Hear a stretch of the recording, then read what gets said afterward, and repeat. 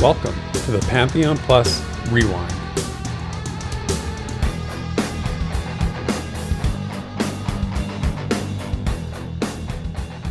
Hello everyone and welcome to episode 122 of The Rewind. This podcast is all about the in-development MMORPG Pantheon Rise of the Fallen and the community that has grown around it.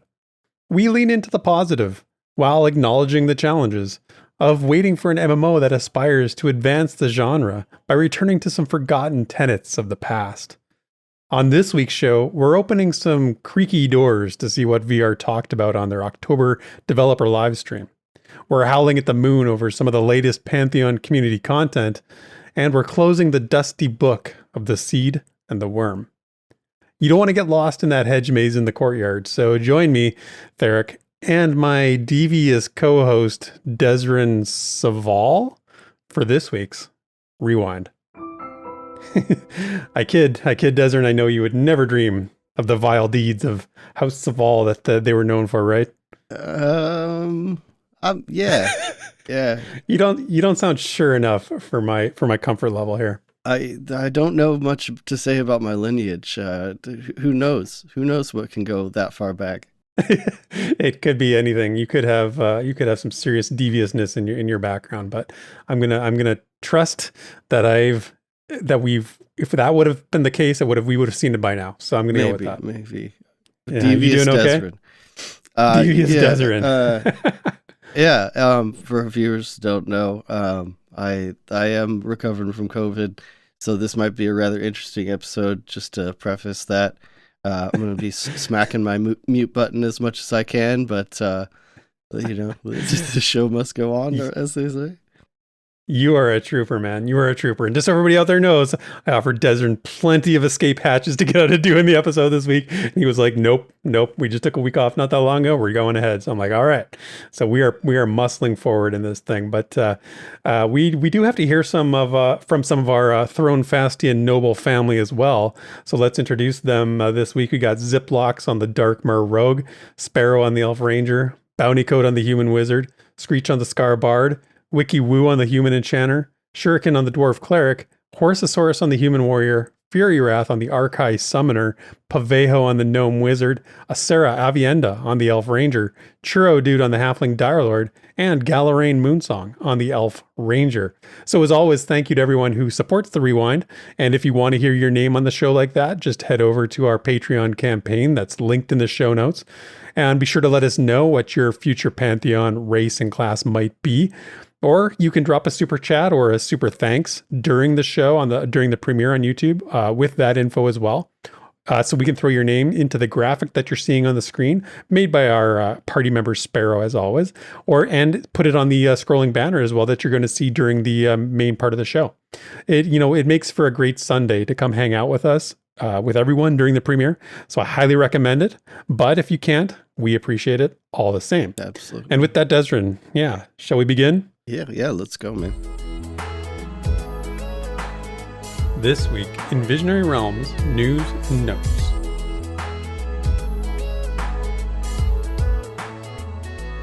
All right, so a big news week as always with the Visionary Realms monthly video developer live stream. This month we got Minus and Taham, who stepped in for a sick Ronik, which is a nice step in at the last moment, and I hope get well soon there, Ronik. But Minus and Taham covered three main topics on the developer live stream, and I want to get into those. And the first one is actually one that I'm super glad they included because it wasn't on the announcement. On the announcement, it just said Wild's End progress and first look at Saval Manor. And they started off the live stream, though, with an update on the last pre-alpha test. So very important stuff that, like I said, I'm glad that they decided to do this and they were able to share some details. So let's cover a bit of that, what they talked about, and give our thoughts on it. Now, the first one, they started off by saying they got roughly 15 hours worth of playtesting in over the 2 days that the test occurred. Yeah. That was October 1st and 2nd, right? So it's notable that they announced they got 15 hours, and because the test was only scheduled for 12 hours. Right. So they actually did more than what was advertised, and PA testers, got more time than they were expecting, which is a detail you might have overlooked if you hadn't, if you didn't, sort of look at it from that angle. Yeah, line it all up. So, extra time. Now, why did they extend the test? I think they didn't say that exactly, but I think we're going to look at some stuff coming up here that, we can maybe look at that and see maybe if that's what it was, or there were some inferences that can be made. So let's dig into some of the other things they said, and maybe that'll answer that question. They talked firstly about the performance of Vinyl, their proprietary networking solution. They said they were, quote, extremely satisfied with the initial results that were shown. They added this is the first time on a single server for all PA testers, and they were able to achieve over 500 players in a single zone. Yeah. So just let that sink in for a minute, right? That's really huge. Pretty huge. So to put it succinctly, they said, quote, it held up. And now it wasn't perfect. They did say they found some issues, especially on day one. But in addressing those issues, VR said that this was the first time, and I thought this was really interesting, that they switched from, what they were calling a manual solution of applying patches to a new system that allowed them to quickly roll out these updates. And they said the process was, quote, quick and clean, and, quote, after a few adjustments, it was very stable. And then they finally sort of wrapped it up by saying, their change over to this went as well as they could be, as well as they'd hoped. And the team is very pleased with this. So I think there's a lot you can take away from that. The patching process, the updates, how they were able to sort of roll with problems on the fly and deal with them. Again, like I said, the big one for me is 500 players in a zone. Yeah. It's pretty impressive. I can't recall seeing that many players in one zone in an MMO, any recently at least. It's like we think of launch days. Maybe Desmond, you have some memories of this, but like launch days for MMOs, raid zones of days of old. People literally on one server in a shared open world with no phasing, no instancing, nothing like that. We just don't see that these days usually. Yeah. I want to be like really clear in saying it's not like this is something that's breakthrough, like never been done before kind of a thing. Like it's great and it's really encouraging, really like it's impressive, but just want to be clear that it's not like this has never been done, they just did it well. That's all. Yeah, they did it well. And, I think that's something to really take note of, given their unique situation of using a networking solution they've created in-house, have licensed out to other companies, and are now using as part of their game development. It's important that the tech is working, and it's very significant. It can't be understated. Is it 100% perfect? No, they acknowledged that. They said there were some problems, and that's to be expected. There was even a little story they threw in at the end here, which I thought kind of reinforced this. VR said there was a quasi GM event, basically a raid type thing that occurred where hundreds of players all came to one area. They said hundreds of players all came to one area, and the server actually held up. Yeah. So, Desiree, what you've sort of commented already. Anything else to about this that stands out to you? I mean, I wish I could comment on that last bit a bit more. I know. That's a tough we one. both do. But no, I think it's a good sign that the test went well, and that like the new tech is obviously it's not flopping or anything. It just removes a good amount of anxiety. I think that Vinyl maybe it won't hold up, or maybe. Because they've been working on it for a good while. Like, I can understand why people might be a little, like, unsure how it'll pan out. But then it's just like, well, we did the test. Works great. Next. Yeah. Like, the fact that it functioned at this scale, I think is something they say that the team is pleased with the results. So, looking at that, it could have easily been a different response. We could have easily heard, the test wasn't able to happen. We could have heard the test, there was some major problem we couldn't resolve, and we're rescheduling the test to a different day. That's a reality that very easily could be right now. We could be talking about. That's not the case. So, I think it's a real win for them, and I hope that I hope we can continue to see those kinds of wins achieved. Yeah. Another thing VR talked about in the dev stream was how this pre-alpha test encompassed the first time that players could experience day-night cycles in the game. And, from the feedback they got, it was fairly impactful. Yeah. Again, can confirm it was. Apparently they could set the time manually, and there was one issue where it was always nighttime when the server rebooted. It's just like the long night, Oh like my it was gosh! Of course you would. the night that You never would. ended because, yeah, of course I have to make my Game of Thrones reference here, but like, it was funny that what kind of an issue that got tied into the server issue they were having, that it was always night when the servers came back or when you're able to get back in. It was pretty made me laugh when they acknowledged that. But they made some adjustments. They resolved the issue.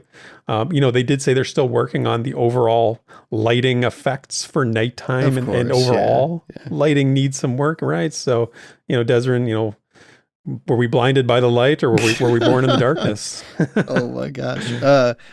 I mean, I think it's a really neat little tidbit that they purposefully set the time of day so that, like, when PA testers got in, it was like, at that specific moment, to create that feeling. I think a lot of people remember their first, like, sunrise or whatever from various games, especially really old games. And to me, I specifically remember mine in EverQuest Online Adventures. And so, I'm sure it didn't take any extra time or anything, but just that they had, they wanted to capture a little moment there. It's pretty neat. That's a really good point. Thinking about your experiences with sunrises and sunsets in other MMOs. I have a more recent example of New World. I remember, I think it was like the launch week or somewhere in there, real close to launch, and I was just exploring around and sitting on a cliff watching the sun go down. It was really beautiful. Yeah, that's a good game for that, for sure. Yeah, it was a really good game for that. And I love that, they acknowledged, like, why not make the dawn when players are logging in, make it dawn when players log in. I think that's really cool. And I'm definitely like one of those people that's affected by something like that. So it just reflects a good gameplay experience. Yeah. On the gameplay side of things, VR said they saw, quote, a lot of players playing socially. I think this was kind of an interesting point of feedback they provided, not something we would have maybe expected. They added, they said, quote, it felt like what we were trying to capture, end quote. And they talked about a place where they saw like 5 groups camping in a single area, and that it seemed to actually be working well. And now this absolutely warms my heart. It's the kind of Pantheon specific feedback I think is really important for players to provide. I mean, I'm sure there were examples of cases where people were like, oh, there's not enough content here for me, or, our group is getting, we're sharing this with another group. It's not going well. Like, of course. That's gotta happen. It's like 500 people in one little area that's not even finished by any means. Like, that's gonna happen. Yeah. But I think if it was rampant, we would have heard about it. That we would have heard VR say, like, we recognized there was a lack of content for this group size. Like, I'm pretty sure they would have talked about that, because that would have been a real issue. We actually heard the opposite. We heard something along the lines of, we saw people playing social. We saw the social gameplay style of this MMO where, groups are working in tandem, or groups are sharing a spawn.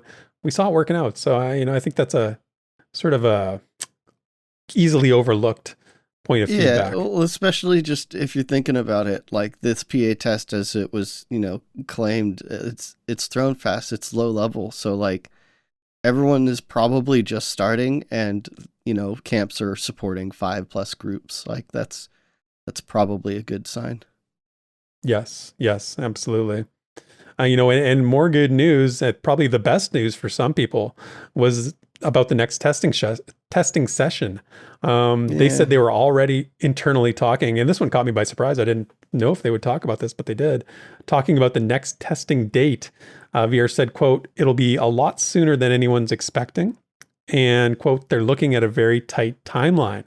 So that's encouraging. And I want to mention here, a little earlier in the week, we got a little more clarity on this. Now, it might not be specifically about the next testing session. This is specifically about Co's stream, Co Carnage's announced stream, when he's going to be able to play Pantheon in the pre-alpha. We got a little clarity on this from a user on Twitter, Fred_Urban13. So shout out to you, Fred, on Twitter. Asked Co Carnage directly for an update when he's going to be doing his stream, and Co replied. And this is what Co said. He said, quote, shooting for mid-November from the devs, last I heard. They're finalizing some things before we dive in. So that's cool. This is something that people are very excited about. And like we said last week on the show, people keep asking about this. They keep getting, there's a little bit of confusion because people think that the co-stream and the PA test on October 1st and 2nd was the same thing. We don't know if what Co's talking about here is the same thing as what VR said yesterday, or I should say Thursday, when they were saying, it's going to be very soon, sooner than people think. Might not be the two same things. Could be the same thing. We don't know. But I can't wait to get back in there, man. I'm just absolutely jonesing to get back in there. I'm sure you feel the same way, right? Yeah, I definitely want to get back in, of course. But I think this whole teasing, and a lot sooner than everyone's expecting, and it's just a little frustrating to me because the only info that we have right now is these little exchanges on Twitter that we see every once in a while. We had one, I think it was Baz that reached out the last time, where it was when it got delayed the first time. And so we get these little things. Only people that are following super closely are going to know about this. And you just said, we're kind of assuming hey, maybe these are the same things. Maybe they're not the same things. So it just, I think after their kind of history of making things sound sooner than they are, maybe they should stop teasing and hyping like this, and talk a little bit more directly. Cause, it wouldn't hurt to be okay, yeah, we're shooting for mid-November, subject to change. We're shooting for mid-November. That lines up, maybe actually say, yeah, the next one we want to do with Co. Again, not committing, just I just don't see why we can't clear that up instead of keeping everyone hanging on, it just, ugh.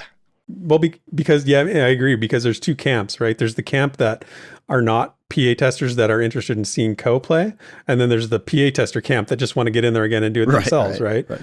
So you got to be specific who you're talking about here. So when you're saying the next testing session, are you talking to the Co people, or are you talking to the PA people? And there's both. There's overlap. Obviously, there's overlap. So you just need to be. I think you're right. They could have been more specific about what this test was. This sooner than expected test is exactly going to be, which one it is. I'd like to know I'd like to know too. Just for planning purposes. Everybody just wants to be able to set aside the time too, because people work. They have busy schedules. So you're right. And I can't argue with what you're saying about a little frustrating sometimes to, what is soon, what is sooner than expected, what is very soon, all these variants of soon, right? Yeah. So, but let's shift gears a little bit and talk about the lore feature, or the Keeper's Tome segment that they gave us. Now, here we go, because here's my quibble. Saval. Dude, yes. So this is per JN. It was funny during the stream because Adam admitted that he's going to struggle with this, just like the Dark Mer pronunciation. He did slip a little later on in the stream and said Seville manner, which I thought was pretty funny. For sure, I'm going to struggle with this because to me, the way it's spelled is Seville. Saval does not. I don't know how it's pronounced like that from that. It doesn't make from sense. That spelling. Right. I know you. I'm glad you agree with me because I'm not. Yep. And as a lore guy, this is going to be my albatross. This is going to be something I have to deal with a lot. But I'll do my best. Yeah. And honestly, don't know if that'll even stick. As soon as people start reading it first and then saying it, without the pronunciation guide that we have now, because they, made it a point to say it right. I don't know. I kind of wish there was an explanation why it's pronounced that way. I don't. It's just, it doesn't match the language conventions that we're used to. It really doesn't. And honestly, Seville doesn't sound bad or anything. So no. Jan, why the heck are you doing this to us? Because I'm looking in our notes here, and both of us have had to put Saval spelled out, not how it's spelled, just so that we remember how to say it right. It's just a little peek behind the curtain, guys. We're definitely cheating here. We totally are. I'm glad you made that. I'm glad you mentioned that because I'm like, I have to do it this way or else I'm going to do it wrong. And I'll probably get it wrong anyway. Like it could be Seville. It could even be Seville. Like Seville would work. They're kind of an evil family, right? Like, Oh my gosh. that would be work. I don't know. Yeah, Man. this is the real news, folks. Anyway, so let's talk about what they said about Saval Manor. So they said this is a new dungeon, which is important.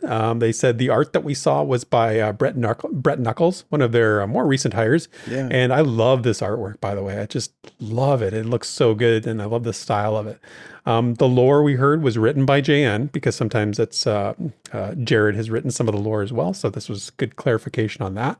Now, what they said about the design of the dungeon is that it's, they did it with some classic RPG locations in mind, like Resident Evil's Spence Mansion, which I'm not familiar with. I'm not a Resident Evil fan or player. I mean, I've played them, but I'm not like an expert on them, of course.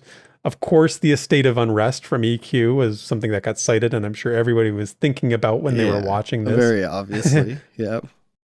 Yeah, and there were some others on the comments on the YouTube video that people mentioned, and I don't recall them offhand. But there's a theme. This is clearly a theme that's resonating with people. This kind of haunted house, creepy manor motif, I think, is pretty. People like it. Seems easy to say. Yeah. Now, I'm not going to read all the lore that was shared because it was substantial, but I'm just going to throw a few little things out that I thought were intriguing about this to me. And you can bet there's a lore video about this in the works because there's some interesting stuff here. First of all, the Saval name is one that should be familiar to people. I talked about it, I think mentioned it a couple shows ago or last show, but it was one of the Saval family members that actually built what became Black Rose Keep. Wolfsefin Saval was the name of the person. Now, that first name isn't in the lore that we got in the dev stream anywhere. So, he may be, I don't know where he is in the family tree, but he's a part of the family. I just don't know how he sort of fits into the story, which is done on purpose, of course. One of the things from the lore that was read, I thought was really interesting. Maybe Desrin, you have some insight on this, but why the rain refused to fall on the or put out all the torches and refused to let them burn the manor to the ground, right? I'll read the quote. It says, "A storm gathered above their heads with the lightest of drops sizzling into the flames. Yet it was said the land had become so defiled that the rains refused to fall upon the ground. Witnesses reported waves of drops carrying themselves back up into the clouds, wailing in trails as they flew up into the sky." So it sort of makes you think of some sort of magic going on, maybe some sort of druidic influence, maybe the protection, maybe the Saval family has some connection to nature, in some way. Didn't they kind of say though that's more like a myth kind of a thing? Like people just kind of over making things up a little bit to make it myth making. There's a word there that I can't think of. They did, but in these kinds of stories it's never that. It's always actually something that happened. It would be amazing to see in real life. I think of that scene in Avatar: The Last Airbender with Katara, how she bends like a sphere that just stops the rain. It's a really amazing visual cue. Well, there you go. There you go. It can actually happen. I'm choosing to believe the myth is true, and there is something really, I just want to believe, so I'm going to. Another thing that came kind of interesting to me is from this lore text that we got is, trying to decide which came first. Was the Saval's devious reputation or their misdeeds at Saval Manor, did that come from what they did there, or were they sort of a nefarious, devious family before that? Was their fall from grace? And when it talks about them being a noble family, we remember noble doesn't necessarily mean good. It just means they were part of the aristocracy, right? That's all that means. I think that there's some real interesting backstory that they could weave into this, and I'm sure they have. Some of the research I was doing, and for the lore video I want to do in this, actually talks a lot about their place in Throne Fastian society a little bit. So there's some details there that I really want to I want to dig into. But did you like the lore piece? Anything about this that you want to point out there, Des? Well, I liked the lore piece. Yeah, that was really fun. I love the concept art, just like you. I think Brett has a great style that suits concept art super well. Um, Overall, I think it's just exciting that we're getting a now announced Throne Fast dungeon, because it sounds Mm-hmm. like it's in Throne Fast, or at least near. Yeah. So that's probably a fairly low level ish dungeon that we didn't have before or didn't know about before. So that's very Mm-hmm. exciting. Yeah, there have been references not that long ago to a sort of a starter dungeon, and I'm kind of wondering if this is Yeah, it. I was thinking that too. Mhm. So yeah, interesting stuff, and love the lore piece. More of those, please. Lastly, the devs spoke about the progress they've made on Wild's End, and it's hard to believe it's been a year since we got that pre-HDRP reveal of the well pond when it was all in gray box. Basically they gave a bit of a update or a re-explanation of it, that it's an explorable region, the well pond, specifically focused on depth. So they're leaning into the height and depth of the world. The video of it, how it looks now, looks really cool. I like the way they did it, where they basically went all the way from the top down to the bottom and then back up to the top. And of course, there's that halfling is always in there for perspective, which I think is really good. They said it gives you a small taste of the size. I like that little, halfling reference there. And they also talked about there being like many pockets and hidden areas within the well pond. Really cool point here was that one of the, and this is from Adam, he specifically said they didn't have one of their effects turned on. That was the depth effect, which would have basically made the light fade as you got deeper down into the bottom of the well pond, making the shallow, being brighter in the shallow waters, but more of a twilightish kind of look at the bottom. I really want to see it with this effect turned on, because Yeah. that's very impactful. I've spoke about this before, but and I think the devs have talked about their experiences playing a game like Subnautica that uses this effect as one of their basically like shining examples. One of the things that It's a defines good their game example. is this kind of effect, right? The deeper you go, the darker it gets. I'd love to see it with this effect turned on, and I Yeah. bet you feel the same way, right? Well, of course, but at the same time, it's always going to be important to note just how this is in progress. It's obviously nowhere near completion. So this is just a glimpse of those like basic shapes, design. I think they even said something like it's just the canvas, or something Hmm. like that, Yeah. right? And so all the extra, clutter, plants, bits, effects, obviously creatures, not in there yet, and honestly, like we might not see it at that point of completion. I think the more complete things are, the less they're apt to show, just because then it gets into that spoiler territory, and it, It's true. Yeah. it's obviously well pond's meant to be pretty mysterious. So this gave us a pretty good idea of scope, and kind of general look, but without revealing much.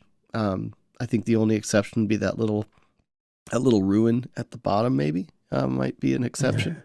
But as Yeah. far as effects, like I'm sure there's all sorts of stuff that they can utilize. Maybe some things that the tech artist position they're hiring for can do, right? But for Hmm. now, I think it was just like, hey, look how big it is, and look how kind of crazy it looks. The s- the scale, man. I'm every time they show these things, like it's the scale that gets me, and I'm glad that they have that halfling in there for reference, because you realize just how big these places are. It's going to be like there's so much space for people to work with And and it's not just have big the to be big experiences. either. Like I think that's a really careful observation, because you can just scale things up, right? But that doesn't make it as wondrous when it's just this is a giant, building. Yeah. But it's the same as a small building, just whoop, But like the well pond is big in the sense of it's like not just actual scale, but like all the nooks and crannies and play space and surface area. It's real how big in scale it is. It means there's a lot of play area. Yeah. Yeah. Yeah, absolutely. And definitely want to see more. I think you're right though, show us the canvas and then, let's save the details necessarily for when we actually get to go in there ourselves and experience it Yeah. firsthand. Definitely So, not a dive from top to bottom, back to top, after it's all done, but maybe just like a picture of like one spot just to show that like, hey, it's like pretty done now. But yeah. yeah. Yeah, I mean, then they showed that concept art that they showed back a year ago, and if you remember from the concept art, once you got to the bottom, there was I think an offshoot. I think there was Uh-huh. a place that led to somewhere else that they hinted at and they talked about on that stream. So we certainly didn't see the whole entirety of it. So that's a good point too. Yeah. But yeah. So those are the main three areas that they covered in this dev stream. And if what are your thoughts? Leave them in the comments. What did you think about this dev? What did you think about this overall? Were you satisfied by this? Well, so a lot of folks felt like the stream was kind of short, or it didn't have as much. And I think that might be a bit from just like sheer comparison. I think last month, was kind of more relatively large as far as content goes. And maybe going forward, stuff might be a bit tight or light, I mean, by comparison. But yeah, I think that's pretty much it. Just, not every stream's going to have gameplay, or it's not every stream's going to have what everybody wants. But I thought it was a good, solid stream. Like, it did what it said, and especially revealing the new location, and in such a way, was really fun, I think. So I thought it was a good stream, just not, maybe not what everyone wanted. Yeah, not every month can be a blockbuster, right? So I was satisfied by it too. I thought the quality and the quantity of content was good, and I'm looking forward to seeing more. I want to see Saval Manor in the flesh. Oh I want to yeah. see it actually in game, right? And concept art was great, but my and it goes well with the lore when they show concept art. The two kind of go together. But again, I want to see what it looks like in game. So that would be my request. Before we end the news, I want to mention as well, VR said this month's newsletter is going to have some quotes, stories, and screenshots from the last PA test. It sounds Yeah. like they've got a fun article planned, and Minus, he made a couple of references. He said, at one point he saw a player just wandering around, just taking it in, and I don't know who that could have been. And it could be anybody, I love really. how I mean, chat immediately knew what was up. Like, honestly, I wasn't even there. I wasn't watching this live stream. I didn't watch it live, to be honest with you. Just a little share with our listeners. I was actually watching my pathetic Chicago Bears lose, you got what because you I chose deserved. them.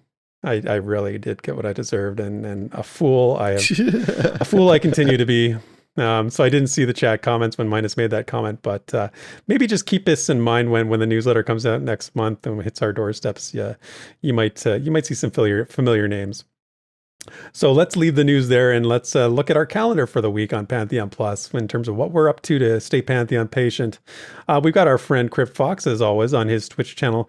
Now he's playing, I said last week, I said mortuary. It's mortuary assistant. So this is like a sim of like being a mortuary assistant, which sounds awful to me. It's not something I would want to do.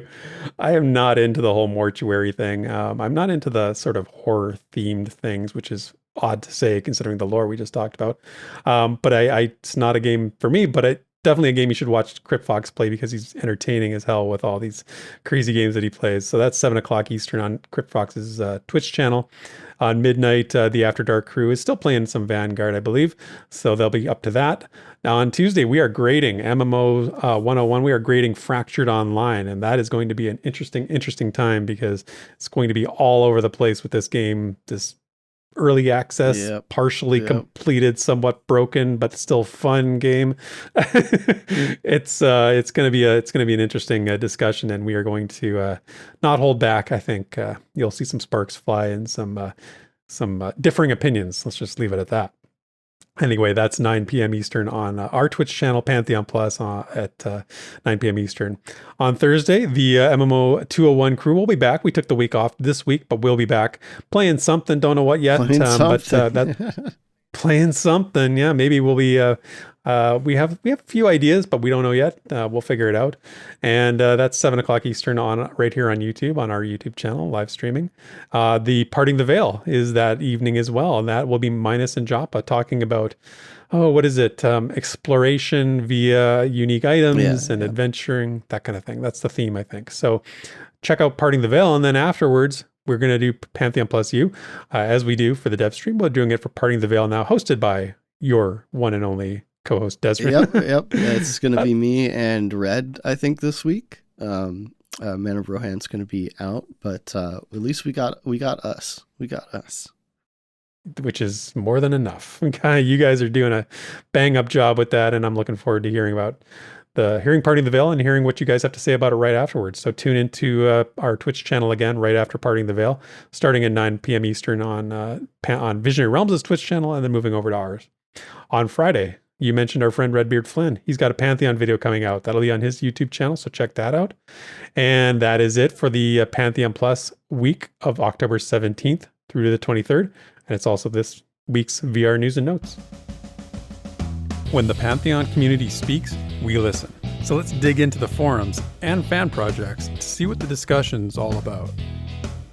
All right, it's been a few weeks since we visited the forums for the community discussion segment, so I wanted to make sure we get something for this episode. Nothing too crazy, but there's an interesting topic by disposalist, and it's called Aggro Beans Dropped during the Taming, Mounts, and Travel PTV. And I kind of figured that you and I could maybe just do a little quick chat about these little nuggets that they're pointing out. It's For sure. probably not going to get into a ton of responses, because unfortunately, the thread got super quickly derailed by someone posting a certain video in there that had nothing to do with the thread, and totally hijacked the topic. But yeah, I'm not bitter. But no, you don't sound bitter maybe, at all. I am almost tempted to ask what the video is, but I'm not going to ask. I don't want to know. Maybe with our viewers' help, we could get the thread back on track. Do it. But yeah, get in there. So disposalist grabs a few quotes here, 3 quotes in total. And the first one has to do with this crouch walking system that we might be seeing. So I'll just read the quote here. And again, this is Joppa saying, every player will be able to crouch and walk.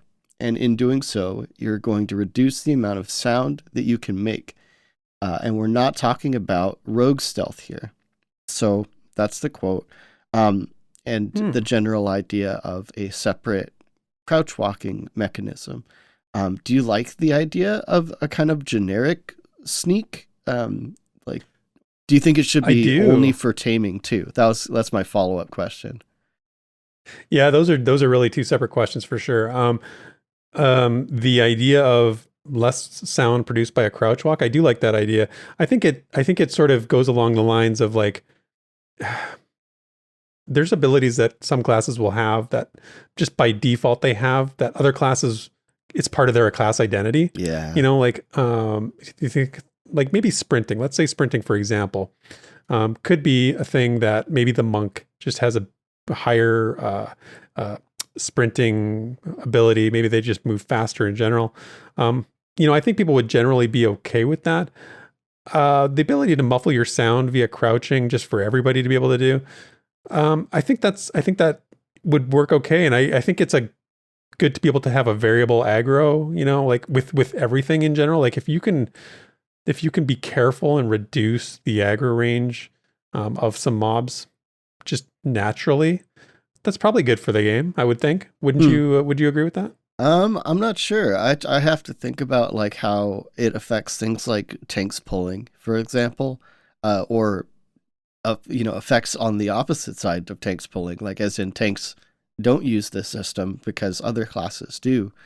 I think if they do a sneak for universal, classes, I think it should be only taming related off the cuff, just because it affects so many systems if you're starting to talk about like just global aggro. And I don't know how those repercussions would really work out. I don't know if that would affect the game well. Yeah. Yeah, and I would worry about, rogues being sort of feel like we're stepping on their toes when it comes to a class ability. But on the other hand, I'm going to use the R word and the realism word. When you crouch, you just make less noise. Like when you crouch walk, not that I actually can in real life. It's actually pretty hard to do. But like it just seems more realistic. Don't you think? You're actually sneaking, so anybody can do it. It's not like you have to be like a spy to sneak quietly. Anybody just can do that. To like what degree, like if it's something that's just kind of a general, everyone can do it a little bit, and then rogues kind of obviously are going to be way better, or any class that has like stealth or however that works out, but I do think if it is a universal affecting thing, it should just have a flat amount, like, maybe it reduces your aggro radius by, 50% or something, and then that's it. If they start making it like a skill, though, that you can, skill up, and at the same time, as you're skilling up, you're getting closer and closer to like the rogue stealth, like that. I could see that feeling a little odd.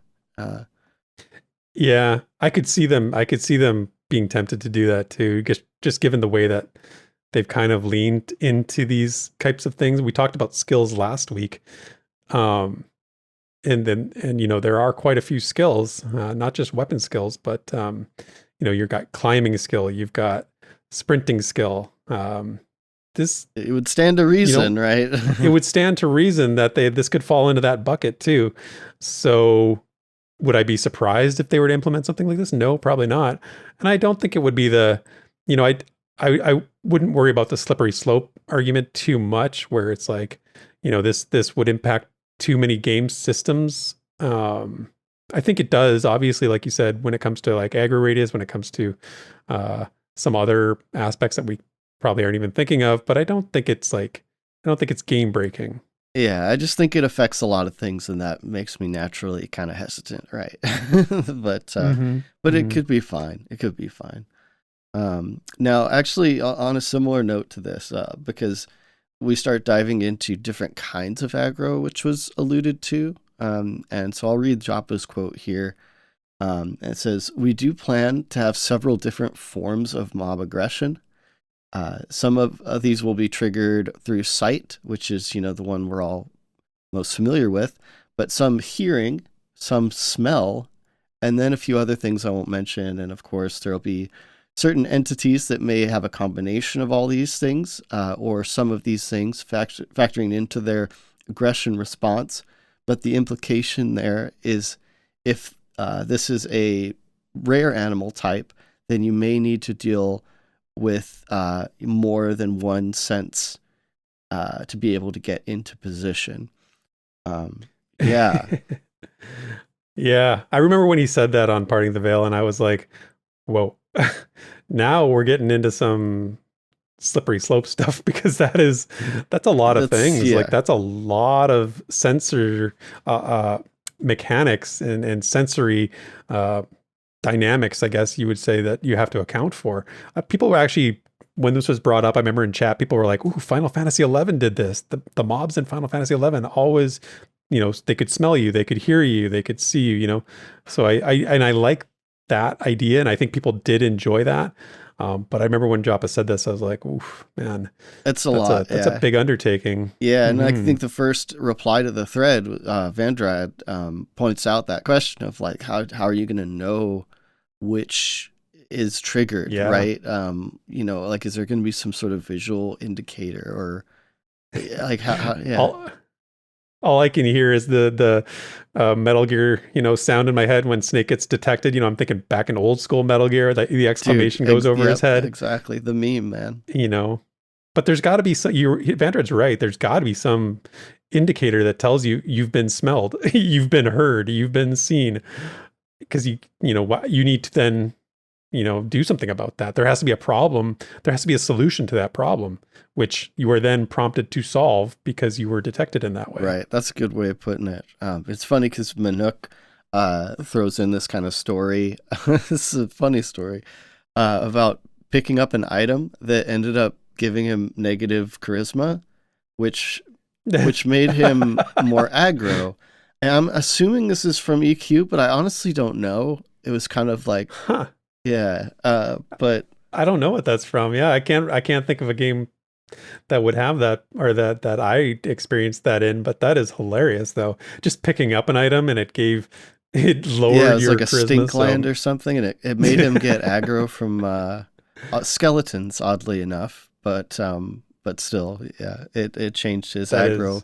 I thought that was kind of a funny thing, but he goes through his like decisions, or like how he was trying to figure out what was going on, which sounded a little chaotic, right? Because he was just picking up loot, and he was like, why am I getting all this aggro? And I had to figure out why, which is kind of interesting, but also that some things would need to be defined, right? Like if charisma affected that, but yeah. But on the other hand, this sounds like a Final Fantasy XI thing. One of the great things about that game, in my limited knowledge of it, is that there's so much mystery, and there's so much like, I don't know what this thing does, and people have been trying to figure out what some items do for the entirety of the game's lifespan. And, there's so many like those are cool. And I know people don't like it because they're like, they don't like the unknown, but I kind of dig that. Right. Well, I mean, it's the same conversation we have with like the Dark Souls, Elden Ring, like style of people versus like folks that prefer the more like guided approach to things, which both sides are totally relevant ways to play a game. But there's a certain type of person that really loves this kind of, it didn't tell me what to do, but I get to figure it out thing. Yeah. It's a funny story. Yeah, it's a rough one to read, I'll admit. Like I said, I had no idea what was going on, but that was my summation, so hopefully it helps. But but then the last quote here, the disposalist kind of gets this bit about potentially deepening the consider system. And the quote is, we found a few different ways, even outside of the taming system, that we're excited to imbue into consideration to really make it more of a substantial skill that players are using more commonly. And it's one of the reasons we decided to remove level numbers from the NPC nameplates, because they're wanting to harmonize all of the different things that feed into why considering something is important and something that you want to be doing. Once a player unlocks that taming system, it's going to augment your consideration messaging when considering animals in relation to if they're tameable or not. So let's see, if it's a tameable animal, when I consider it, I'll see a message like, this animal appears to be tameable. If you're high enough level and you have enough taming skill, you'll get a hint that through your consideration message that says something like, this animal would be challenging to tame. Okay, phew. So quite a bit. But yeah, as Disposalist points out, this is probably mostly in relation to taming, of course, but the whole getting rid of levels from nameplates seems to suggest that there might be more that they're thinking of, in order to amp up the consideration system. So, some of the very few on-topic replies suggest that maybe they'll have a basic version that works in the chat like we're used to, and then some kind of advanced information with more info. Do you think that's a good idea, or does that maybe get into the same area as like the investigation ability for example. It's funny you should say that. Just as you read that line, I was like, perception maybe. What about this being part of the perception system where you can determine a character, an animal's, tameability, I guess, per se. But it's also, it sounds like it's relative to your taming skill, so that necessarily wouldn't work. You can't tell somebody else this animal appears tameable to me. I don't know what it is to you, but I could tame it, but you couldn't. I think it's really interesting that they really want to expand on the con system, and the con system has been what it is forever and ever and ever. It's really never been iterated upon or advanced and augmented in any way that I'm aware of. Anyway, maybe if you know something like that, what we've seen in the stream so far is literally just like exactly EverQuest. Exactly EverQuest. Yeah. So I'd love to see more addition to it. Although, I don't know if I want another UI element, just putting it as keeping it concise and leaving it as a straight up message, so it would have to be a pretty elegant solution, I think, for sure. Yeah, it would. Yeah. And you don't want to see them go too far with it either. What if it was something along the lines of, like now we're starting to get into this, and this creature may detect you due to its heightened sense of smell. This creature may not detect you due to its heightened sense of smell. Like they could expand this even further. And I guess I'm sort of saying two things: that it would be nice to see it iterated upon, but also don't overdo it. I've said this before. I'm glad they got the levels off the nameplates. I think that's amazing, and whatever it took to get that done, I support. I could see this. I'd like to see this. I have no problem with them adding on to the con system, even the coloring system, maybe is a relic of the past. Interesting. Interesting. Grays, greens, blues, reds. Like, can we change the coloring system to maybe the color reflects the tameability, whereas the word speaks to the challenge of it. You know what I mean? Yeah, there's probably a lot of room for improvement there. I will say what the quote speaks to, which is just kind of adding another line to your /con message. I am not a particular fan of just expanding the system in that way. Because it's a pain in the ass to read chat like that. For something that you're doing all the time. And this is why I actually like colors, because it at least gives you some off the cuff if you can't quite read the text itself on the fly. And so I would hope that if they expand that system, that they have maybe a bit more of an elegant solution than just paste it into chat with all your other chat, and gotta like, well, I have to swing my head to the side to read it, and it's a bit of a pain. So if they do improve it, I just hope they make it a little bit more elegant as well. What if it was an audio cue, like the perception system, right? The perception system, you get the words on the screen, but you also get that cool audio cue that we like so much. There's a lot of, they could expand on, I mean, it's funny, we're talking about senses, right? They could bring in audio cues, they could bring in visual cues, and design language to help communicate without just writing things into text, for sure. Mm-hmm. You know what they need to invent, Desrin? And this is totally stupid, but they need to invent like the rumble mouse or the smell-o-vision. Yeah, I could go for that too. Well, sometimes I want that, sometimes I don't. But like a rumble mouse or like a rumble keyboard, so that when you're, like, what if you were like, they could integrate that? Because I was like thinking, what about your controller? Like, what if Pantheon had controller support, which it doesn't? Well, I mean, okay, so everyone, Theric's advocating that Pantheon is playable on a controller. No, that's not what I'm saying. It only took how many years, but he's finally admitted it. That's not at all what I'm saying. I'm saying give me the rumble mouse and the rumble keyboard. Bring the rumble to the PC players.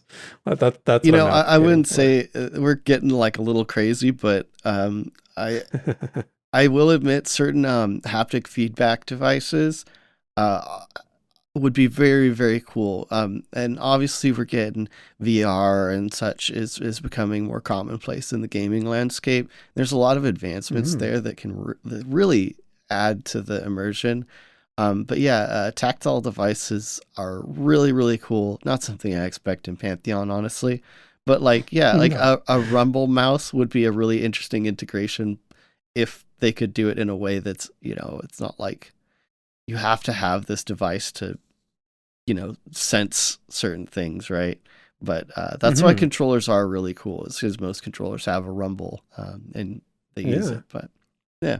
So when you see the next, you know, high-end mouse on the market and it's got a rumble feature, you tell them, you heard it here first on the rewind.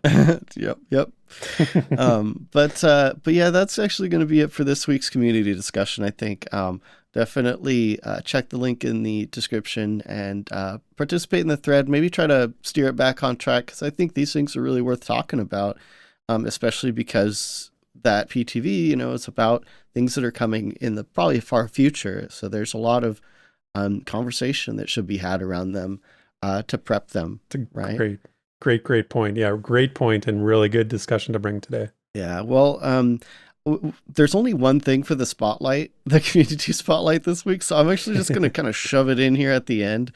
As there's Nice. been a bit of a content drought, I guess, or not a drought. I was expecting more content this last week to again follow the newsletter stuff, right? But I haven't really seen much. But Nathan, Sir Nathan Napalm, did do a recap video on the recent dev stream that we were talking about earlier. Gives a lot of his thoughts. It's a really fun video. Obviously, he loves Saval Manor. Very, very fun. So go check that out, and that'll be in the description as well. But that's going to be it for this kind of combined community discussion and community spotlight. Sit back and relax. It's time for the lore you know. All right, it's time to finish the tale of the seed and the worm, friends. So, what does a new Spriggan look like? What do where do they come from, and what do they start out as? That's the question before us today as we learn about the early years of these wonders of Terminus. There's a surprising similarity between the early life cycle of a Spriggan and that of a humanoid race, perhaps. But time will tell what role these young Spriggan will have in the world when we enter the world in 987 IH. So listen along as I finish the tale of the seed and the worm. The second and less common path is the seed of the spawn. The seeds the rooted Spriggan can produce are living creatures that roam purely on their own, though they do not have the verdant fire and are not true Spriggan. Their first stage is that of an ordinary-looking seed, yet unlike an acorn or oak nut, the spawn are able to burrow themselves into the soil itself. Once burrowed, they will develop under the parent Spriggan and become seedlings, which are curious and wild creatures with a childlike personality. Smaller than a gnome, seedlings may in time grow to that of a drolling, rising to more or less than half the height of a human male and growing in physical complexity as well as destructive or bountiful capabilities. The phrase, catch a seedling, raise a drolling, was born of this dynamic and describes an opportunity that may hold unforeseen difficulty or unplanned benefit. In either case, the role of a rooted Spriggan is that of a closing chapter in the seed and the worm, and a final victory for the seed of life. The war between the seed and the great worm has outlasted countless ages, and even some names of Terminus. While it appears to have ebbed for longer than dwarves have dwelt hereupon, who is to say it cannot resume anew? Both sides may once more grapple for their fate on this ancient planet, no matter which of its mythic origins bears the most fruit. And that is the lore you know. And as always, that lore is written by our friend J.N. Gerhardt, Pantheon's lead writer. I always like to mention that, and I forgot to say it in the preface, so I do want to mention that. J.N. is the master of lore, and love that lore. So anyway, yeah, thanks everybody for hanging out with us today, as always. And Desrin, man, you are a superstar. I have told you this before. I think I said it on the show before, but when I get a cold, when I get sick, whatever I get, I'm a huge wuss. I just curl up into a ball. I'm pathetic. You are not, obviously. I really I've felt pretty pathetic this last week. I'll give you that. I've been basically not participating in anything. So thanks everyone for getting through this rewind as I am more, I guess, down tempoed. I'm glad I didn't spontaneously cough into the mic before hitting a mute button or anything like that. So it's amazing, actually. I don't think I heard anything from you. So you did a great job with your ninja muting there. So ninja muting, another term you heard first on the rewind. So feel free to steal that. Anyway, so just remember, everybody, this show is not only available here on YouTube, but also on iTunes and on Spotify and all the other podcast platforms. So you can listen to it here, or you can listen to it wherever you want, whenever you want, if that's your thing. You know, if you're so inclined, we'd really appreciate it if you wanted to share it out on your socials, if you wanted to post a link to someone you think might be interested in a show about Pantheon. It's always great to spread the word and get the show out there for a greater audience. And we would greatly appreciate it as always. But like I say every time, have a great week, and we will see you next time. Stay safe, everyone. Thank you for listening to this week's episode of the Pantheon Plus Rewind. Pantheon Plus is not affiliated with Visionary Realms. Be sure to check out our Twitter, Twitch, and YouTube channels under the name Pantheon Plus. You can follow Theric at Pantheon Theric on Twitter, and Desrin at Desrin Does also on Twitter. And you can stay up to date with all things Pantheon at www.pantheon.plus. Until next time, cheers, and thanks for listening.